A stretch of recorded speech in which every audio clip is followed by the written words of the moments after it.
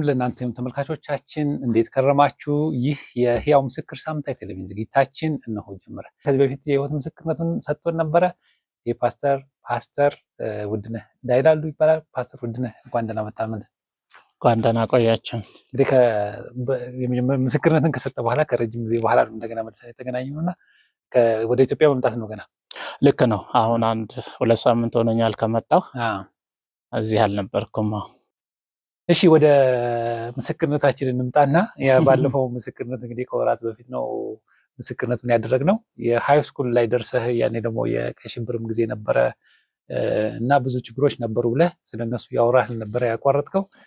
የቀረውን ተመልካቾች የጠየቁ በነገራችን ላይ ምስክርነቱ ከተላለፈ በኋላ አየር ላይ ከወጣ በኋላ ብዙ ሰዎች ደውለልሃል ብዬ አስባለሁ። እና ምን አገኘህ? ምን ፊድባክ አገኘህ ከምስክርነቱ? ያ እኔ እንግዲህ ቀለል ያለ አጠር ያለ የህይወት ታሪክ የሚመስል ነገር ነው ሼር ያደረኩህ። ብዙ እንደተማሩበት ለምን አላለቀም ቶሎ ማለት ቀጣውን ለምን እንትን አላለም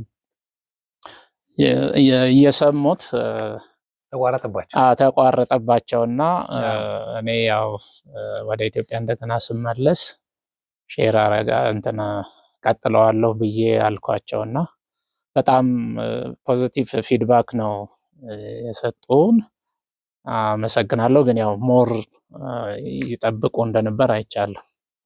ስለዚህ መድረኩ ያ እንግዲህ ያን ጊዜ በነበረው ቃለ ምልልስ ላይ ወይም ምስክርነት ላይ ያቀረብኩት ሞር ክሮኖሎጂካሊ ነበረ፣ በታይም ሲኩዌንስ ማለት ነው። ከልጅነት ኤሌመንተሪ ሃይ ስኩል እያልኩ እዛ ጋ ነው ያቆምነው እና በዛ መልክም ፕሬዘንት የሚደረግ አይነት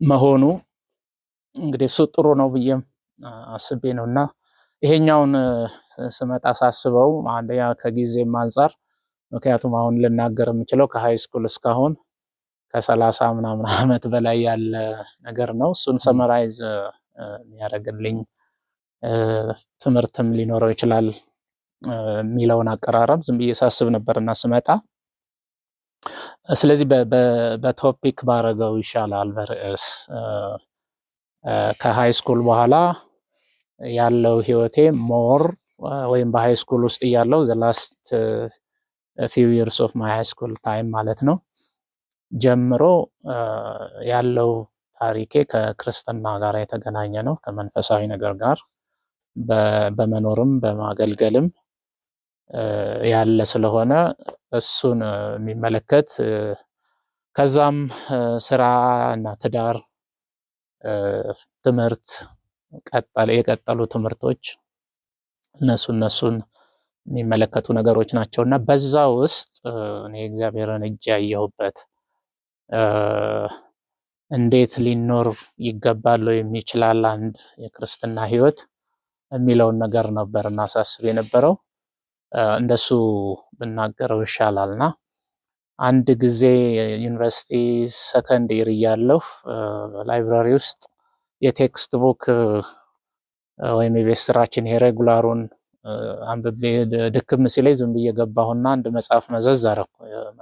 የማኔጅመንት መጽሐፍ አይነት ነውና ገለጥ አድርጌ ሳነብ ከዛ በኋላ ላለው ህይወቴ ያለፈውንም የወደፊቱንም እንዲሁም ምቃኝበት አንድ ፕሪንሲፕሎች አነበብኩና ምን ይላል? ሰክሰስፉል ለመሆን በህይወት ወይም ወደ ፈለጉበት ለመድረስ 3 ነገሮች ያስፈልጋሉ ይላል።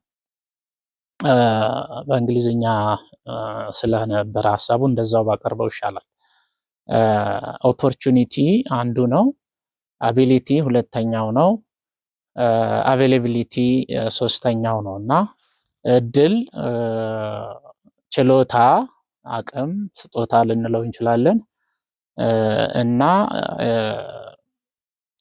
መገኘት፣ ራስን ማቅረብ ለዛ ጉዳይ። እነዚህ 3 ነገሮች በአንድ ጊዜ ከተገናኙ አንድ ሰው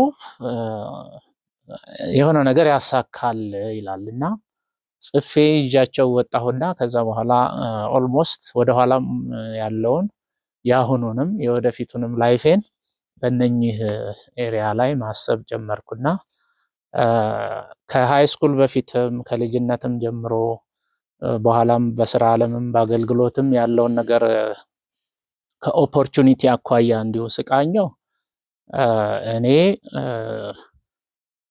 እድል ሆነው ወደ ህይወቴ የመጡ ነገሮች እግዚአብሔር በዛ ጊዜ እና ታይም እኔ ተወልጄ በዛ ሁኔታ ውስጥ እንድኖር እዛ ኤንቫይሮንመንት ውስጥ እንድገኝ መሆኔ ምን ኦፖርቹኒቲ አቬሌብል ሆኖልኝ ነበረ። እግዚአብሔር ያው ፉሊ አዌር ሆኜ ሳልከተለውም ስከተለውም በነበሩ ሁኔታ ውስጥ እሱ ያቀረበልኝ ያዘጋጀልኝ ነው ብዬም ስለማምን ማለት ነው። እና እግዚአብሔር ኦፖርቹኒቲን አቬሌብል ያደርጋል።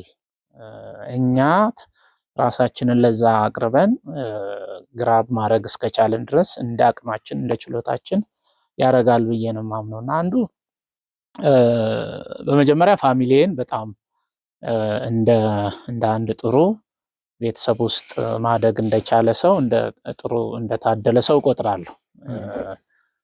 ቆንጥጠው ኮርኩመው በመሰላቸው መንገድ አንዳንድ እኔ የምፈልገው እንዳይሆን ቢከለክሉኝም ከትምህርት ጋር በተያያዘ በተለይ ባለፈው እንደነገርኩ እሱንም ቢሆን ያው ጫን ብለው ማሳየታቸው ከአንዳንድ ነገር ቆም ብዬ እንዳይ አሃ ለካ ይሄንን ማለታቸው ነው እንዴ እንድል ኔጌቲቭንም ቢሆን ወደ ፖዚቲቭ ቀይሬ መረዳት እችላለሁና አባቴ በተለይ ከሱ ጋር ብዙ አሳልፍ ያለው እርሻ ስናርስ አንድ ሚለይ ነገር ነበርና ብዙ ጊዜ አርስና ልጅም ስለሆንኩ ገና ከ10 ዓመት በታችም ሆነን ነው የጀመርነውና ትንሽ እንትን እንዳልኩ ይደክመኛል። ከዛ እንደዚህ ወደ ኋላ ዞር ብዬ አያለው ምን ያህል እንዳረስኩ ነውና በዛ ጊዜ ይመታኝ ነበር።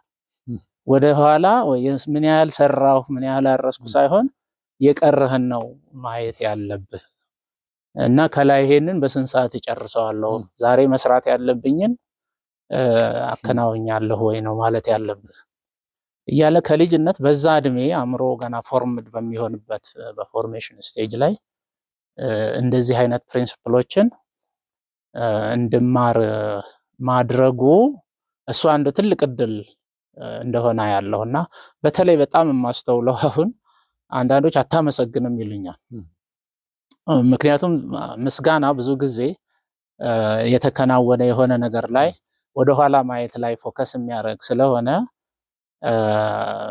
እሱን በዛ ይወቅሱኛል። ቤትም ወንድሞቼም አንዳንዴ እኛ ጎበዝ ተማሪ ሆነን ይሄን ያህል አምጥተን ኤ አድርገን ወይም ደግሞ ኤ ባይሆንም ቢ እኮ ጥሩ ነው ምናምን እያሉ ሲሉኝ እና አያመሰግንም በሚል እከሰሳለሁ። አንዱ ይሄ ተጽዕኖ ነው። እኔ ፖዚቲቭሊም ነው የማየው። ሞር አቺቭ እንድታደርግ ይረዳሃልና አባታችን በዚህ ኤሪያ እኔን ሼፕ ማድረግ መቻሉ ጥሩ እድለኛ ነኝ ብዬ አስባለሁ። ምክንያቱም ባለሁበት ሁኔታ ውስጥ ሳልወሰን ከገጠር ከዛ ገደል ውስጥ ሰው ይወጣል ብለህ አታምንምና አሁንም ያሉ የኔ እድሜ ጓደኞች አሉና ልክ እንደነሱ ሆኜ ልቀር እንደምችል ማሰብ እችላለሁ እና ከዛ ውስጥ መውጣት እንድችል በእንደዚህ አይነት ቤተሰብ ውስጥ ማደግ መቻሌ አንድ ትልቅ ኦፖርቹኒቲ ነው። እግዚአብሔር አንዱ የሚሰጠን አቬሌብል የሚያደርግልን እድል ነው። እኛ ሄደን ግራብ አረግነው አላረግነው እሱ ሌላ ሁለተኛ ነገር ሆኖ ማለት ነው። ሁለተኛ ተመሳሳዩ ነገር በሃይ ስኩል አካባቢ ያለው ወዳጆች ጓደኞች ከትምህርት ጋር በተያያዘ የቀረቡኝም ቢሆኑ እኔ በትምህርት እንድቀጥል የምበላው ነገር እንኳን ሳይቀር አቬሌብል እንዲሆንልኝ የረዱኝ ሰዎች ነበሩ። ምንም በቃ ወፎች የት ጋር ምን እንዳለ ሳያውቁ ድንገት በረው ሲያርፉ እንደሚበሉት በዛ መልክ አሳልፍ ያለውና ወዳጅ ጓደኞቼ በጣም ትልቅ አስተዋጽኦ አላቸው በእኔ ላይፍ ላይ። ከሁሉ በላይ ደግሞ ወደ ቤተክርስቲያን ስመጣ ጌታን ካገኘሁ በኋላ የነበሩብኝን መጨረሻ ላይ ተስፋ ሊያስቆርጡ ህይወቴን እዛ ጋር ሊያቆሙ የሚችሉ አጋጣሚዎችን ማለፍ እንድችል ረድቶኛል። አንዱ ለምሳሌ የሁለተኛው አባቴ ብዬ ማለት የምችለው መጋቢ የናዝሬት መሰረተ ክርስቶስ ወይም የአዳማ መጋቢ የነበረው በመሰረተ ክርስቶስ ኦልሞስት ፋዘር ኦፍ ኤምኬሲ ማለት እችላለሁ። እኔ ሙሉ ያው ቸርቿ የእሱን ታሪክ አጉልታ ባታወጣውም ባትጽፈውም ማን ይባላል? ከድር ደልጩሜ ይባላል። የወጣቶች አርጩሜ ይሉታል። እና በጣም ወጣቶችን ትሬን በማድረግ ሜንተር በማድረግ ብዙ ሰዎችን በአካል አላውቅም፣ ስም ሰምተሃል? ብዙ ሰዎች ሰምተውታልና በጣም ጎበዝ ሰው ነው። ኮንሰርንድ ነው። በቃ ኃላፊነት ሙሉ ኃላፊነት ተሰምቶት እንትን የሚያደርግ ነው። እንዳሁኑ ፓስተሮች አይደለም። አሁን የአሁን ጊዜው አሁን በህይወት የለም።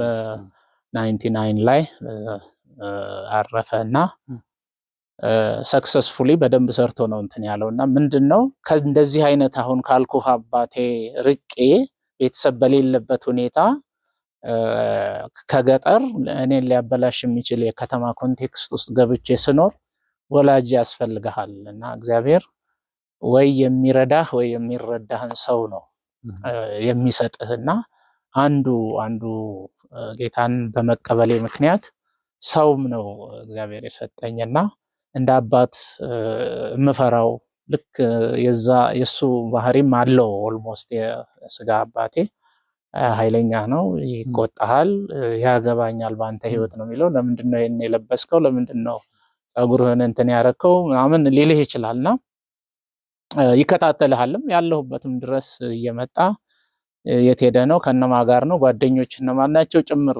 እንባላለንና ፓስተር ማለት የቤተክርስቲያን መሪ ማለት ይሄ እኮ ነው። አሁን የጠፋው ማለት ነው። በፍጹም አሁን የለም። ጳውሎስም ይላል እኮ ጢሞቴዎስን ልክላችኋለሁ ይላቸዋል ፊልጵስዩስ ላይና እንደሱ ያለ ስለ ህይወታችሁ የሚጨነቅ ሌላ ሰው የለኝም ነው የሚለው። እና that kind of pastor አሁን የለም። ያው ገንዘብ ስትሰጥ ምሳሌ እኮ ነው። እንኳንም አነሳኸው። አሁን አንድ ሰው ያለኛል ፓስተራችሁ ምናምን ብዬ ስጠይቀው ፓስተራችን ነው የት እንደሚኖር ማለት ቤታችንም አይመጣም። ቸርች መድረክ ላይ እንገናኛለን፣ መድረክ ላይ እንለያያለን እና ያለኝና ይሄ በጣም አሳፋሪ ጊዜ ነው እውነት። ፓስተር ማለት መጋቢ እንድክ አሁን መጋቢ ከድር ጩሜ እግዚአብሔር ይባርከው በበለኛው በህይወት ባይኖር እንግዲህ እውነት ምንም በማይቆጨው ልክ በደንብ ሰርቶ ነው ያለፈው። እኔ 10ኛ ክፍል ተማሪ ሆኜ እንዳልኩህ ምንም አይን ውስጥም እንገባ አይደለንም።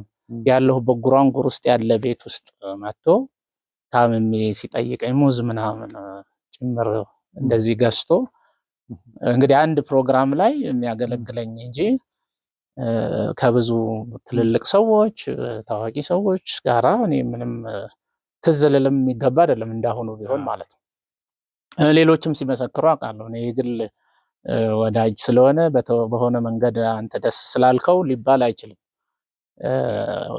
የታመሙ ሰዎች በተለይ የሚያግዛቸው ሰው የሌላቸው ብቸኛ የሆኑ ሰዎች ሆስፒታል ሌሊት 10 ሰዓት ተነስቶ የድሮ ወረፋ ይዘህ ምናምን 10 ሰዓት ሳይክሉን ይዞ ሄዶ ሆስፒታል ተሰልፎ ወረፋ ይዞላቸው ጠዋት እነሱ ለሕክምና እስኪመጡ ድረስ የሚመሰክሩ ሰዎች አሉ።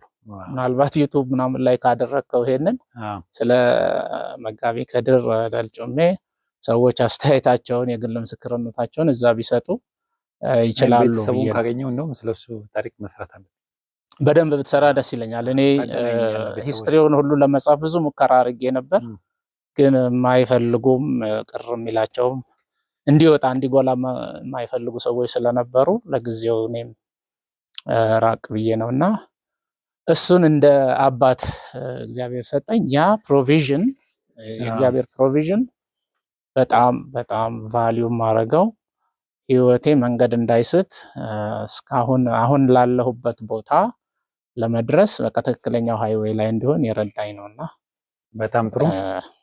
እንግዲህ የእረፍት ሰዓታችን ደርሷል። አሁን ያው ብዙ ነገር የተጫወተን ሌላም ነገር አስገብተን ተመልካቾቻችን እንግዲህ የዝግጅታችን አጋማሽ ላይ ደርሰናል። እረፍት አድርገን እንመለሳለን። የትም ሳትሄዱ ጠብቁን። ይህን ዝግጅት የምትከታተሉ ተመልካቾቻችን በቀጥታ በኢቫንጀሊካል ቴሌቪዥን እንደዚሁም በዩቲዩብ አድራሻችን ሲኤምኤን ቲቪ ኢትዮጵያ ብላችሁ ገብታችሁ ማግኘት ትችላላችሁ። ሌሎችም እንዲጠቀሙበት ደግሞ እንድታደርጉ አደራ እንላለን። ለማንኛውም ከእረፍቱ በኋላ እንመለሳለን። ባላችሁበት።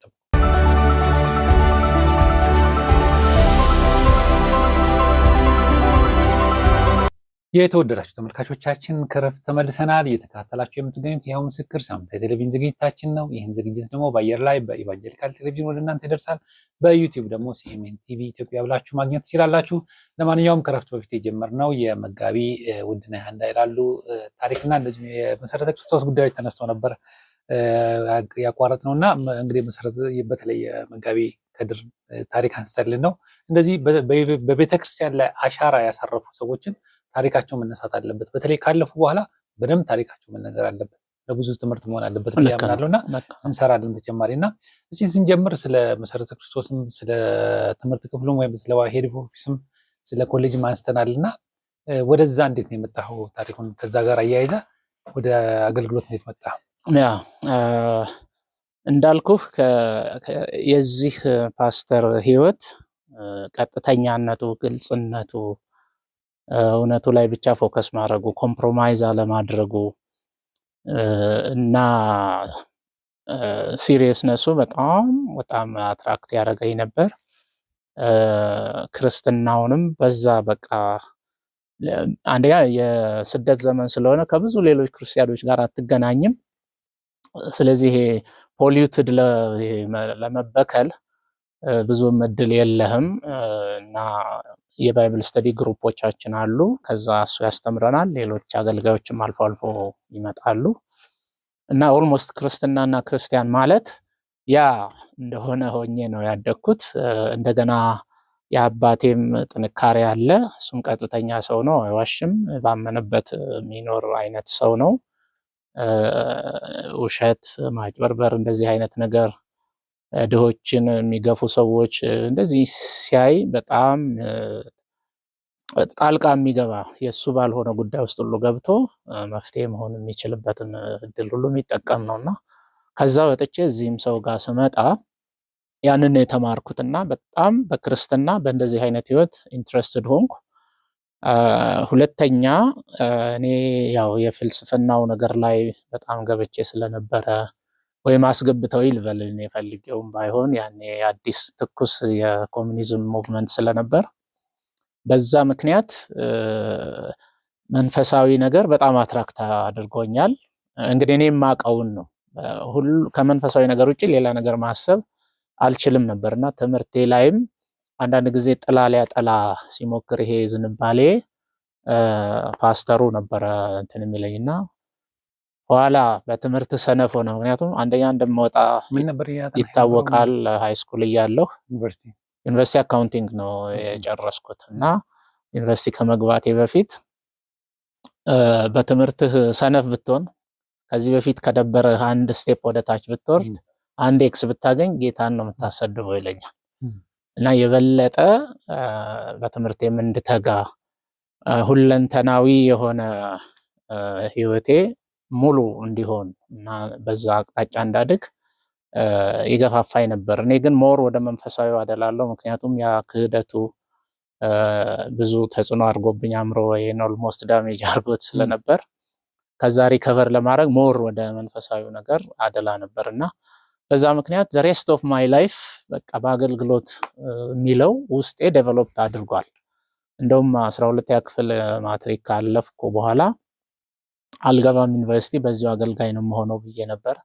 ቅድም ስለ አሰላ ጠቆም አድርጌያለሁ። አሰላ የሚኬሲን ፕላንት ስናረግ እኔ ነበርኩ ያንን ሊድ ማረገውና እዛ ያለውንም መንፈሳዊ ነገር የህዝቡን ፍላጎት እኔም የምጠቅማቸው መስሎ ይታይ ስለነበረ በጊዜው በጣም ይወዱኝም ስለነበረ የገባኝንም ብዙ እንትን አረግ ስለነበር ደግሞ ጌታም ትልልቅ ነገሮችን ያደርግ ነበር። አሁን እንዳሁኑ በቴሌቪዥን በምን ተቀርጾ ቢቀመጥ ኖሮ ብዙ ታምራት ናቸው የሆኑት።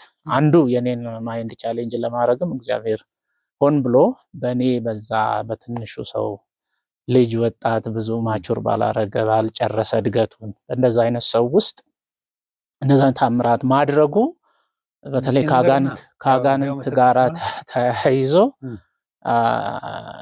እኔም ማስጠናበት ባይብል ስተዲ ውስጥ አይቀመጡም።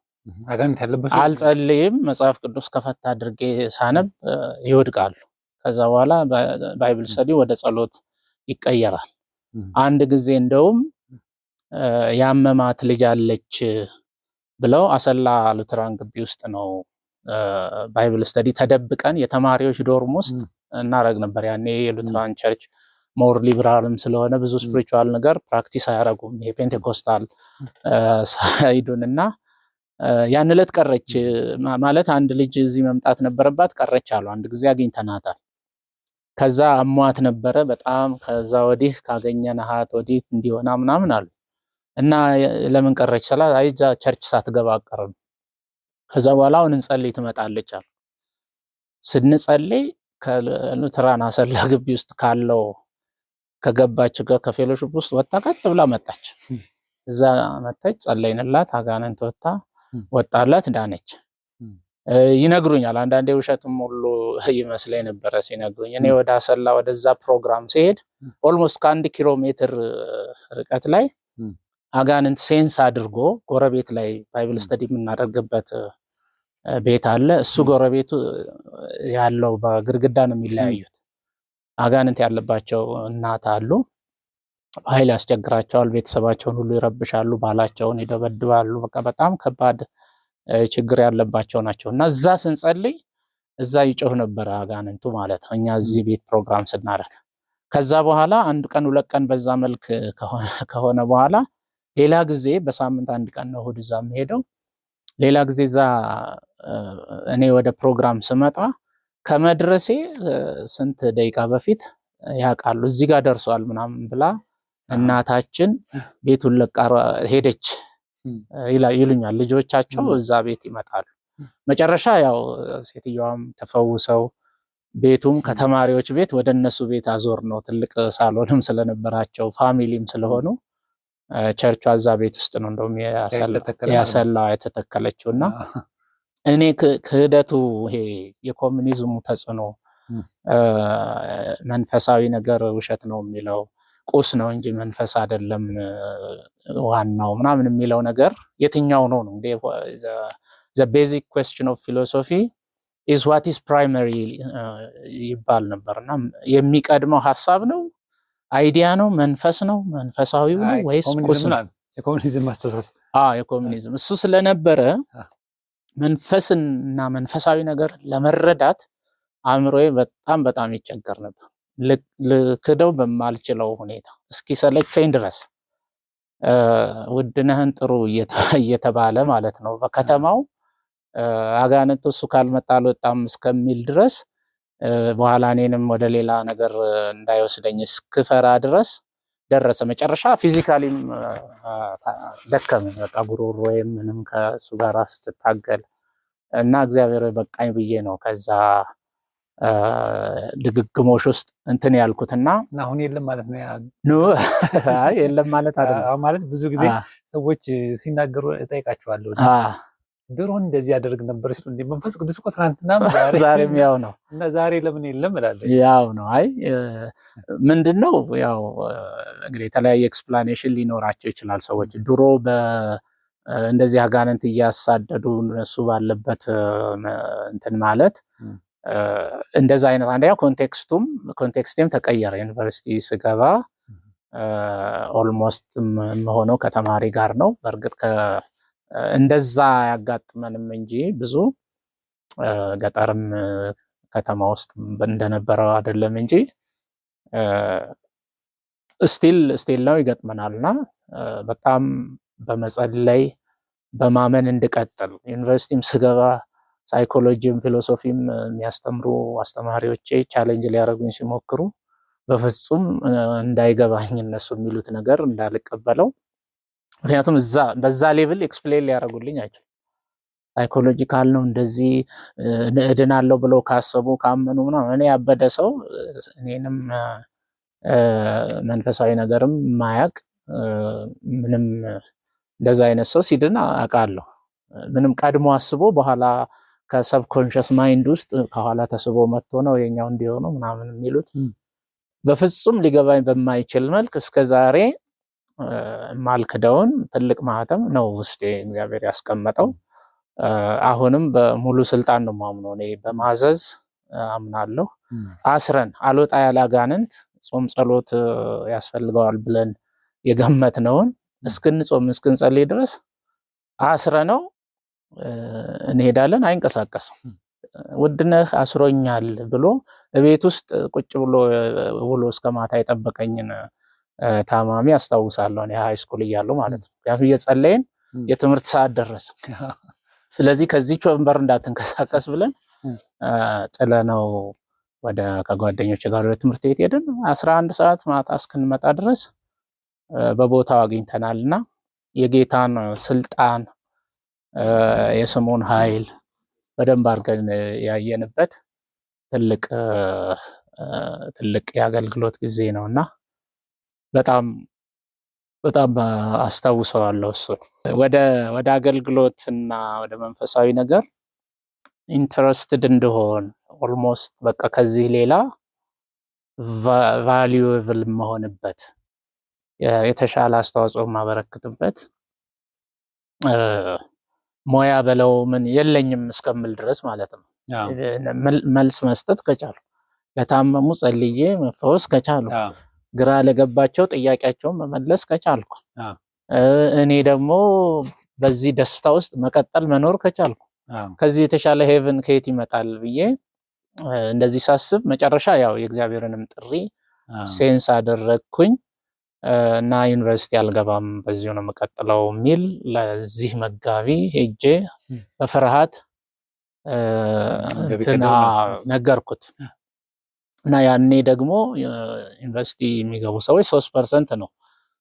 በደርግ ጊዜ 3 ዩኒቨርሲቲ ነው ያለው። ኦልሞስት 3% ኦፍ ኤግዛም የወሰዱ ሰዎች ተማሙተህ በጣም ምናምን ትንሽ ነጥብ አግኝተህ ነው የምትገባው። እና እኔ በእርግጥ በቬሪ ግሬት ዲስቲንክሽን ነው ማትሪክንም ያለፍኩት። ያንን ውጤት ይዤ ዩኒቨርሲቲ አልገባም ስል በኃይል ነው የተቆጣኝ። ልክ አባቴ ድሮ እንደሚገርፈኝ አይነት በአይኑ በዱላም ባይለኝ ለምንድን ነው ሲለኝ እኔ አገልግሎት ነው በተለይ አሰላ ያለው አገልግሎት እኔ ጥየው መሄድ ያለብኝ አይመስለኝም። ልጆቹም በጣም ይፈልጉኛል፣ እኔም ኢንጆይ እያደረኩት ነው። ከዚህ የተሻለ ላይፍ ዩኒቨርሲቲ ሄጄ ምን አደርጋለሁ? ጌታም ይመጣል ምናምን። ከዛ ያው እንዳልኩ ሆሊስቲክ ነው የእሱም ማስተሳሰብ። ምንድን ነው የመለሰልኝ በጣም ዋይዝ በሆነ መንገድ ቻሌንጅም በሚያደርገኝ ሁኔታ ዩኒቨርሲቲ ውስጥ አገልግሎት የለም ያለህ ማን ነው አለኝ። ቆሜ ሳስበው አንደኛ አላውቀውም ዩኒቨርሲቲ አገልግሎት ይኑር አይኑርም። በኋላ ላይ ነው የሰማሁትና እንደዛ ብሎ ተቆጣኝ። ሌሎች ዩኒቨርሲቲ ተምረው ጨርሰው ሃይስኩል የሚያስተምሩ ትልልቅ ክርስቲያኖች ሙሉ መጡ ተሰብስበው መከሩኝ። እሱ አለኝ እንደዛ ፊቴም ላይ ሁኔታውን ሲያይ በደንብ እንዳልተቀበልኩት ሲሰማው አሁን አንተ አገልጋይ ልሁን የምትል እኛ አንቀበልህም፣ አንድ ፕሮግራም አንሰጥህም፣ ምንም ነገር አታረግም ምናምን ብሎ መንገዱን በዛው ሲዘጋው ኦኬ ብዬ እዛ ፕላንት ያደረኩትን ቸርች ለሌላ አገልጋይ ተሰጥቶ እኔ ወደ ዩኒቨርሲቲ መጣሁና አዲስ አበባ ዩኒቨርሲቲ 6 ኪሎ አካውንቲንግ ዲፓርትመንት ገባሁ። እዛም ስገባ ዲፓርትመንት ኢቨን የመምረጡ ሁኔታ አሁን ጓደኞቼ በብዛት ዝንባሌን፣ ንግግሬን፣ ሀሳቤን፣ ክርክሬን ምናምን አይተው የመረጡልኝ ከኔ በፊት ሲኒየር የነበሩ ፊሎሶፊ ዲፓርትመንት ግባ አሉኝ። እና የዛን ጊዜው ፊሎሶፊ ደግሞ ማርክሲዝም ነው፣ ፒውርሊ ክህደት ነው የሚያስተምረው። በእርግጥ እዛው እሱን ተምረው የወጡ አንዳንድ ሰዎች አሉ፣ እንዴት እንደቻሉት ባላቅም እሱ ጨርሶ ምርጫዬ ውስጥ ሊሆን አልቻለም። እሱ እምቢ ካለ ደግሞ ሎው ግባ አሉኝ። ሎው ገብተህ በውሸት ትሟገታለህ ምናምን የሚባልም ነገር ስለነበረ እኔ መንፈሳዊ ነገሯን የሚነካብኝን ጨርሶ አልፈልግም እና ንጹህ የሆነ ብዙም ከሰው ማያገናኝህ በቃ የሆነ የምትደምረው የምትቀንሰው ነገር እናም ደግሞ በህግ በጽድቅ ማገልገል ይቻላል። እሱ አሁን ያለኝ ያኔውን ነው የምነግርህ። ወደኋላ ሰዎች ተመልካቾች ደግሞ ህግ ማጥናት ብለው በፍጹም ኢቭን ፊሎሶፊ ኢቭን እኔ ከዛ በኋላም ኮርሶቹን ወስጃለሁ አጠናለሁ እና አይጎዳም። ትምህርቶች በእርግጥ እንደ ኢንትረስቱ ነው ሰው ማጥናት ያለበት። በሁሉም ውስጥ ክርስትናን ዲፌንድ ማድረግ መቻል አለበት። እንደውም የኔ እምነት ምንም ነገር እንደ ክርስቲያን ልንፈራ አይገባም ነው። እንደ አቅማችን መጠንቀቅ አለብን፣ ግን በፍርሃት እግዚአብሔር ከላከን ቦታ መመለስ የለብንም እና መጨረሻ አካውንቲንግ ዲፓርትመንት ገባሁ። ቶሎ ስራ ይዤ ያው የድሃ ምንድነው የገጠር ቤተሰብም ስለሆንኩ በእንቢተኝነትም ከዛ ስለወጣ ወደዛም መመለስ ስለሌለብኝ you will be sold like a hot cake እያሉ ነበር የሚያስተዋውቁት። ያኔ 25% ነው ኦልሞስት የአካውንታንት ኒድ ሳቲስፋይድ የሆነው በሀገሪቱ ውስጥ። በጣም እንፈልጋለን፣ ጥረት በጣም አለ። ጥቂት ሰው ነው የሚያስመርቁት፣ 100 ገብቶ 50 ምናምን ነው የሚወጣው። እንደዛ ስለነበረ እዛ ገባሁ። ከዛ ስወጣ ተመርቄ ስራ ስመደብ ፓስተር መጋቢ ከድር አስታውሶ ጠየቀኝ ከ4 ዓመት በኋላ ማለት ነው። አሁንስ የነበረህ ጊዜ እንዴት ነው? አሁንስ ስለ አገልግሎት ምን ታስባለህ? እኔ እግዚአብሔር በቃ የሞተ ሰው በእጄ ካላስነሳ እኔ ፕሮግራም ውስጥ የታመመ ሰው እንደዚህ ምናምን ባለበት ሁኔታ የተለየ ነገር ካልመጣ ብዬ እንትና መጣሁ ክራይቲቭ ወደ ስራ እንጂ ወደ አገልግሎት ሀሳብ ቀየርኩ። እንደ ኤክስኪውዝ እንደ ምክንያት ይችኛዋን ያቀረብኩት የተወሰነ ፍላጎቴ ነው። ካገለገልኩ በዚህኛው የምለውጠው አገልግሎት ያንስ ቪዚብል መሆን አለበት፣ ጥቅም መሆን አለበት የሚል አቋም ስለነበረኝ ነው። በኋላ የመንግስት መስሪያ ቤት ውሃ ልማት ነበረ የተመደብኩት ድሬዳዋ። እዛ ገብቼ መኖር ጀመርኩ፣ ደሞዝ ማግኘት ምናምን 2 ዓመት ያህል እዛ ሰራሁ። ስቲል ግን በውስጤ ይሄ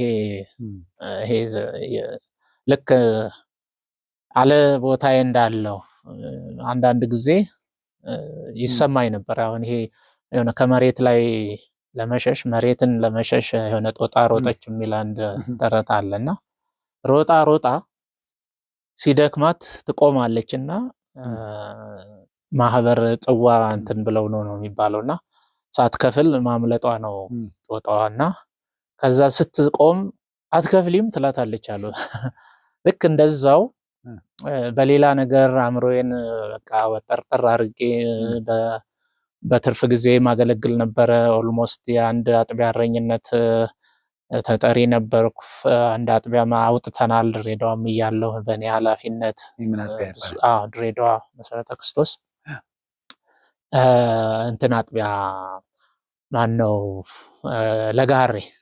ለጋሃሬ አጥቢያ ከዚራ የሚባለው አጥቢያ ነበርን የምናመልከው።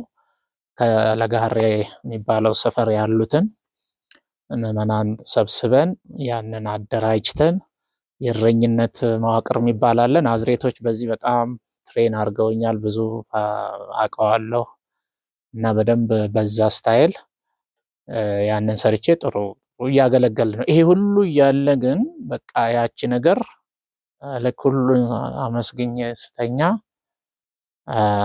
መቼ ነው የምትወጣው አይነት፣ መቼ ነው የተሻለ ጊዜ የምትሰጠው ፉሊ ጊዜህን ለጌታ አገልግሎት የምታውለው የሚል ይመጣል። አንዳንድ ጊዜም እንደ አካውንታንት ሆኜ መስሪያ ቤት ውስጥ ትልቅ ጠረጴዛ ላይ እንደዚህ ቁጭ ብዬ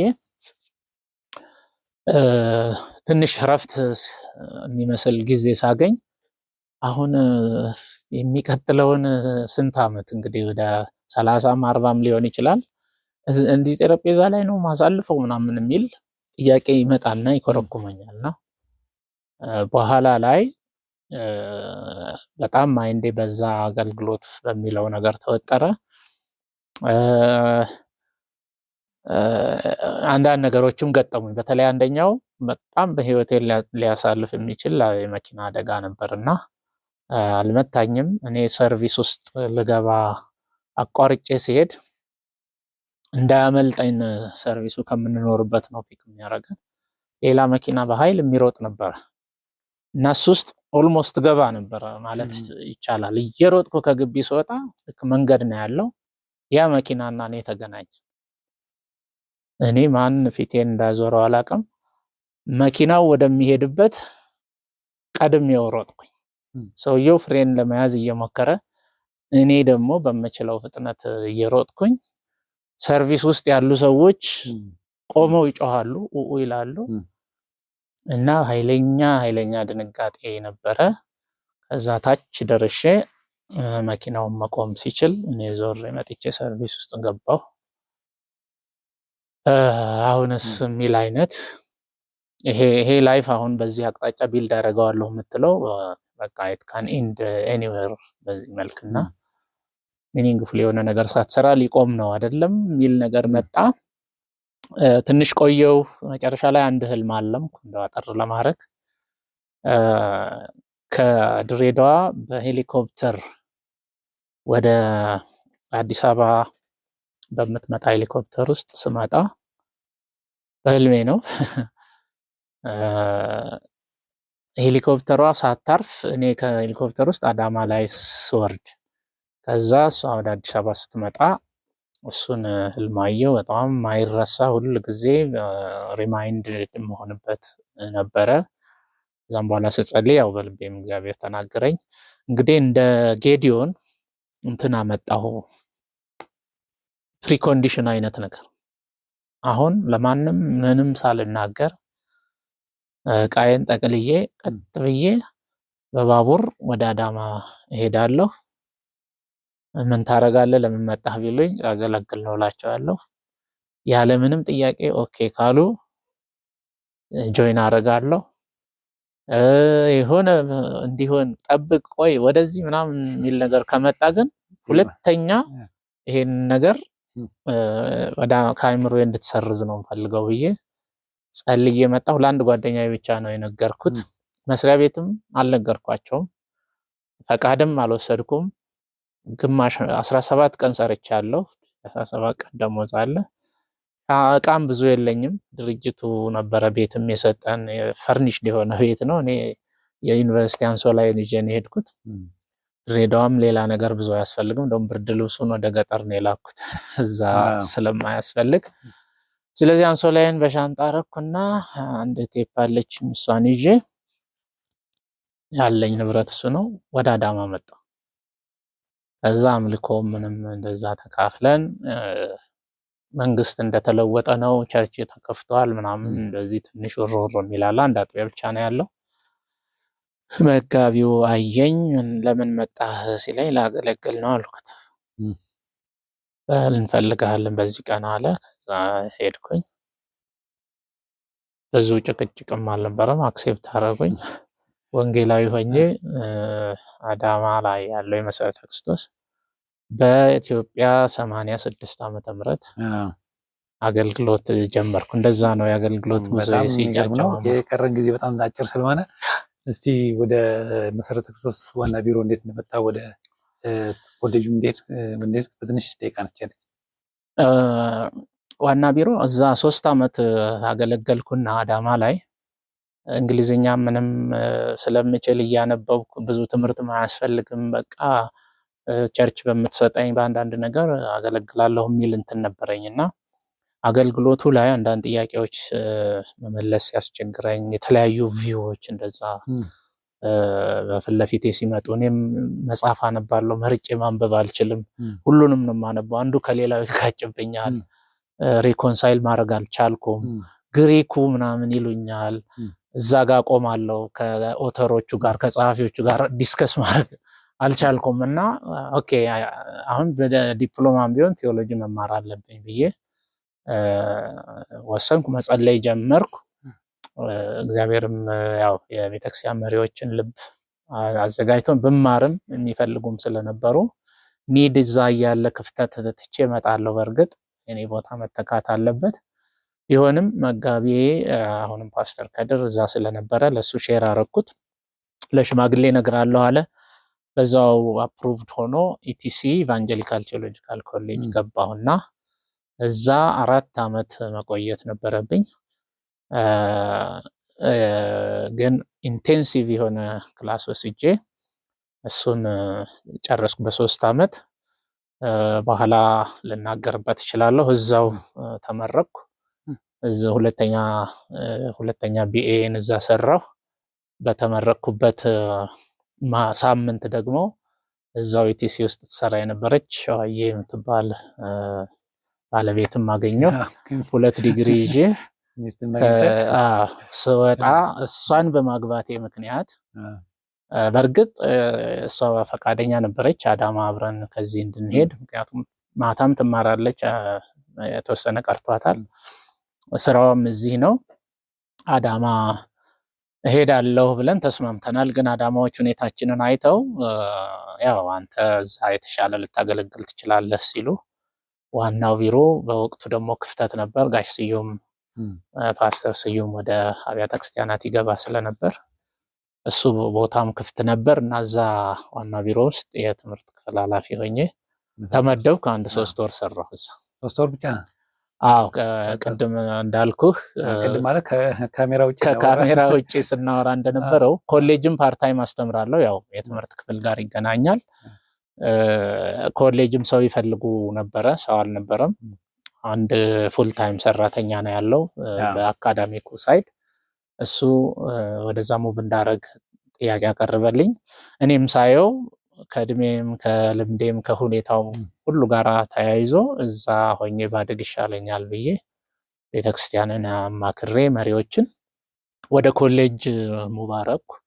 ኮሌጅ 2 ዓመት እዛ ካስተማርኩ በኋላ የትምህርት እድል የ2ኛ ዲግሪ ትምህርት እድል አገኘሁ አሜሪካን ሀገር። በኮሌጁ በኩል ነበረ። እንደ አጋጣሚ እኔ እድለኛ ሆኜ ባለቤቴንም አክሴፕት አደረገ ትምህርት ቤቱ። የመጀመሪያው ከብዙ ጊዜ በኋላ የመጀመሪያው ባልና ሚስት በቤተ ክርስቲያን ታምነው የተላኩ ወጣቶች ገና ከተጋቡ 2 ዓመት ያልሞላቸው ልጅ የሌላቸው ንብረት የሌላቸው ኤምባሲ ከልክላቸው እንጂ እኛ እንዴት እናስቆማቸዋለን እድሉን ካገኙ ተብሎ ሁለታችንም ተላክን። እግዚአብሔር ረድቶን ተምረን ስንጨርስም ተመልሰን መጣን ኮሌጅ ውስጥ። እኛ ብዙ ትወታ ነበር፣ ሂስትሪ ያለው እዛ ጋር አንዳንድ ከቤተ ክርስቲያንም ያበረታቱን ነበሩ ከዋና ቢሮ እንድንቀራው። ቸርችም ጥሩ ኮንዲሽን ስላልነበረ በወቅቱ ስንመለስ የሆኑ ግጭቶች ነበሩ። እዚህ ውስጥ እንዴት ትመጣላችሁ? ኢንቫይቲንግ አይደለም። እኛ ግን ያው አንደኛ እኛ ብንቀር እንመለሳለን ብለን የመጣ ነው። ቃል ኪዳንን ማፍረስ ነው። ሁለተኛ ሌላ አገልጋይም እድል አያገኝም፣ የሌላም ሰው መዝጋት ነው። ስለዚህ ብለን ባለቤቴም በጣም ጠንካራ መንፈሳዊ ሰው ናት።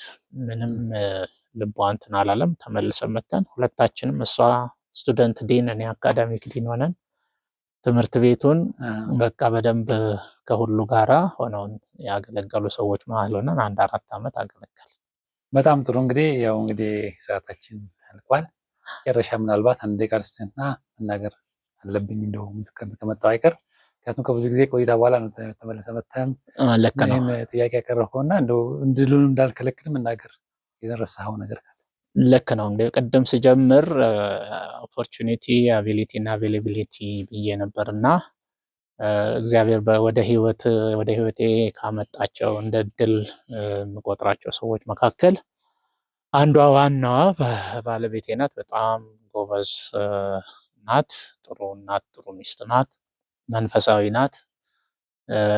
እኔ በማገለግለው በእኔ ውስጥ ያለው ነገር ወጥቶ ለሌሎች እንዲጠቅም 100% ፉሊ በቃ እኔን ሪሊዝ ያደረገች እህት ናት እና በጣም ደስተኛ ነች። የረካች ናት። ያ ማቴሪያል ወርልድ ብዙ እንትን አይላትም እና እሷም እንደዛ ስለሆነች እኔም ብዙ ይሄ ፉክክር እና ጉጉት ውስጥ ያለው ስላልሆንኩ እንደ አጋጣሚ እንግዲህ ይሄ እድል ጥሩ ግጥምጥሞሽ ሆኖ አሁን አውሮፓም ጭምር የምንፈልግባቸው ሀገሮች ውስጥ ሁሉ መኖር የምንችልበት መሄድ የምንችልበት አሜሪካ ጓጉተን አለመቅረታችንም ተመልሰንም መሄድ የምንችልበት ሁሉ ሁኔታ በተመቻቸበት ሁኔታ እንዲሆን እግዚአብሔር አድርጓልና ይሄንን በህይወቴ ያሉ ሌሎችም ሰዎች ቤተሰቦችም በተለይ ሃይስኩል እያለው ወንድሜ ያለ እንግዳ የሚባል በጣም ያበረታታኝ ነበር። እሱ ወዛደር ሆኖ እየሰራ ነው ማታ እየተማረ፣ አሁን ትልቅ ሰራተኛ ነው፣ የተማረ ነው። አበረታታኝ ነበር። እዛ ያይ ስለነበር ልጅነት እንዳያታልልህ ይኸው እያለ የተማሩ ሰዎች የሚኖሩትን ኑሮ ቤታቸውን፣ ህይወታቸውን እሱ እንዴት ተጨናንቆ ይችን ቀን ለማሳለፍ እንትን እንደሚያደርግ እና በጣም ሞራል ይሰጠኝ ነበር። ካለችውም ትንሽ ገንዘብ ሼር ያደርገኝ ነበር እና አንዳንዴ ዲፕሬስድ ስሆን ወይም ደግሞ ሰነፍ ስል ወንጂ ነው እሱ ይኖር የነበረው እና ወደዛ ሄዳለሁ። ስመለስ ኢምፓወርድ ሆኜ ነው የምመጣው። በትምህርቴም የተሻለ እሰራለሁ፣ አእምሮዬም ሪፍሬሽ ያደርጋል፣ ሀሳቤን ሁሉ አስተካክላለሁ፣ አላማ ቀይሳለሁ እና የሚረዱህ እና የሚረዱህ ሰዎች በጣም ያስፈልጋሉ። ምክንያቱም የልጅነት ጊዜ ይሄ ማቹር ያላረገ አእምሯችን ክፍል ብዙ ስለሆነ ልብ በ40 ነው በስንት የሚባል ተረት አለና እዛ ላይ የምታገኘውን ልብ ከኋላ እንዳታጣው የሚተኩልህ ሰዎች እነዚህ ናቸው። ቅድም ያልኩ ማለት ወላጆች፣ የቤተሰብ በቅርብ ያሉ ጓደኞች፣ ኮች የሚያደርጉ ሜንተር የሚያደርጉ ፋዘርሊ የሆነ ልብ ያላቸው ሰዎች በዙሪያ ካሉ ሰክሰስፉል ትሆናለህ እና በተቻለ መጠን ሁላችንም ለብዙ ሌሎች ሰዎች እንዲህ አይነት አገልግሎት የምንሰጥ ብንሆን ጥሩ ነው እላለሁ። እኔ በምችለው መልኩ ያንን ለመድገም ፔይ ፎርዋርድ የሚባል አለና እሱን እያረኩ ይመስለኛል። አንዳንድ ሰዎች ሀሳብ ሊሰጡ ይችላሉ እና ሌሎችንም እንዲሁ አበረታታለሁ። ተመልካቾቻችን የዛሬ ዝግጅታችን በዚህ ይጠናቀቃል። ይህን ዝግጅት እንግዲህ የመጀመሪያውን ክፍል ያላደመጣችሁ ወይም ያላያችሁ ካላችሁ ሲኤምኤን ቲቪ ኢትዮጵያ የሚለው የዩቲዩብ አድራሻችን ላይ ገብታችሁ መጋቢ ውድነህ እንዳይላሉ ብላችሁ ስትሉ ያው ይመጣላችኋል። ሊንኩንም ከታች እናስቀምጣላችኋለን። ሌሎችም እንዲያዩት እንዲመካከሩበት ወይም ደግሞ እንዲጠቀሙበት እንዲሁ እንድታደርጉ አደራላለሁ። ለማንኛውም የሚቀጥለው ሳምንት በሌላ እንግዳ ወደ እናንተ እመጣለሁ። እስከዛ ድረስ መሰናበታችሁ ተስፋዬ ካሳሁን ነኝ።